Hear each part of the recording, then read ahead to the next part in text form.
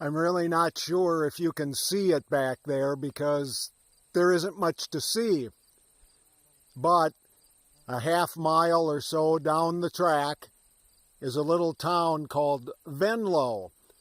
I'm out in the northwest corner of the Cheyenne National Grasslands and standing on the tracks of a Canadian Pacific main line that goes down from Venlo, but it starts way back further up from Enderlin and other places, but continues on and goes across North Dakota, into Minnesota, hitting a variety of towns.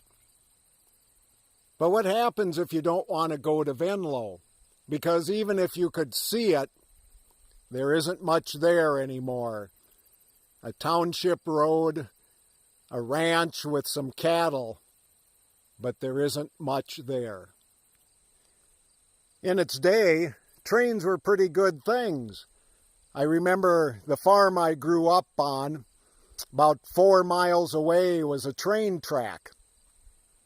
It was fun to ride bike down there and go on the overpass, and hopefully, if I timed it right, I could see the train coming by underneath me, the power of the locomotive, all the cars, and thinking about all the product that was on that train and where it was going. But one thing about trains is they only go one place. They go where those straight parallel tracks take them. Sometimes it's nice to have the straight parallel tracks, to know where we're going, to have the path set out for us, to be able to go and go unencumbered. But is that reality anymore? Does the train take you where you want to go? The first churches I served were up in Grenora, North Dakota, the northwest corner of the state. And a few times my wife and I would go back down to southern Minnesota to visit family.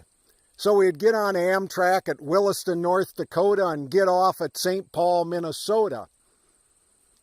Well, it was about a 40-minute drive from Grenora, North Dakota to Williston, and then almost a 2-hour drive from St. Paul to where my in-laws lived. The train was great transportation. You didn't have to do a lot of thinking. It got you where you needed to go. But it wasn't necessarily the easiest or the most convenient, because you had to get online where the train was stationed. Since the middle of March, the pandemic, COVID-19, has caused lots of changes to take place, one of which has been in the church.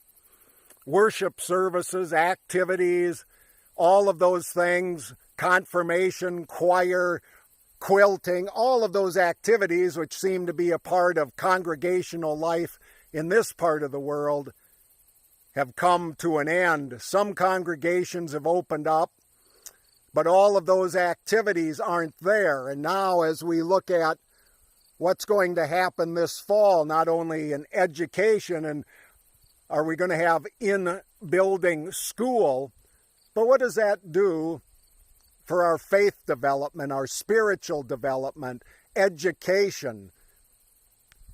We've learned over the weeks that our spiritual life isn't dependent upon a ritual, an activity, a format, but indeed our faith is alive and challenged and growing, not because it stays on the same path, but because we learn to navigate in new ways. This is a portion of the North Country National Scenic Trail that goes through the Cheyenne National Grasslands. Where does this trail go? Well, it kind of meanders and serpentines around the prairie and gets to Highway 27 that can take you over to Lisbon, North Dakota, Lisbon is a town that is the county seat of Ransom County and has a number of things going on in it. It's kind of amazing where life takes us. How do we navigate time now that we have so many changes coming about due to the pandemic? Behind me, it's the gate to the railroad track, and I'm out here on my fat bike, not only getting some exercise, but doing some work. Being out here, to me, is spiritual stuff. It's not just the same old format of doing the same old thing. Not that there's anything wrong with that, but life is far from being the same old thing anymore. What about our faith? Those are questions that I've wrestled with for a number of years. Do I have an answer? I'm not sure, but I know what seems to have been working for me. I believe our faith needs to be fluid and dynamic. It needs to adapt and innovate to deal with the realities of today. Again, nothing wrong with trains. They serve a great purpose. There's nothing wrong with a parallel rail that can hold lots of things that keep us going in a certain direction.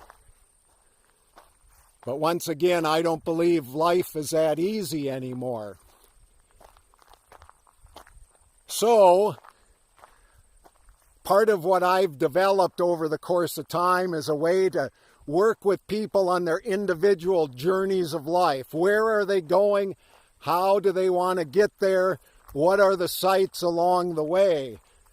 To make that faith relationship dynamic, fluid, adaptable, challenging, growing. That, I believe, is a part of what ministry is about and a part of what I have some gifts and skills to use at this present time of my life. In John's Gospel, the 14th chapter, Jesus says, I am the way, the truth, and the life. He didn't say, here is the one way to do it. Jesus was out and about. He was on the trails and journeys of life. He was dealing with people where they were to help them develop a relationship that gave life meaning and purpose. In that same vein, I encourage you to look at ways to make faith alive and precious. Yes, there are times when those straight rails and that nice way of always going and not doing a lot of thinking can be beneficial. But most of the life is filled with trails and twists and turns. If I can be of help with that, please get in touch with me. You can leave a comment on the YouTube channel, or you can leave a comment on my other blog, which I have a link to on this channel as well. May you continue on your journey. May you continue to find meaning and life and fluidity in the flow of everyday living. Thanks for watching.